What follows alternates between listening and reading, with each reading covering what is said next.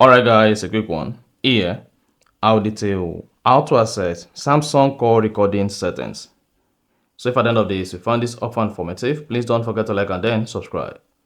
Now, to see your Samsung call recording settings, the first thing to do is go ahead and open the phone app. Click on the three dots at top right. Click on settings. Click on record calls. Then you should have access to your call recording settings. You have auto call recordings. You have show notification after recording. You also have access to your recorded calls.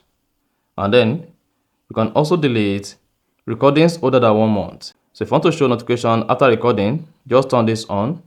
If you don't want to show it, turn this off.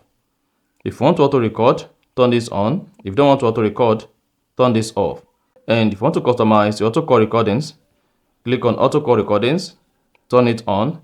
Then come here and customize your auto call recording feature. And then you are good. So once you are done recording the calls, come back to record calls and click on recorded calls.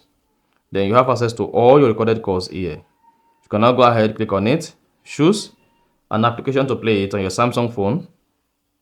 And then this is going to play your call records. You see that?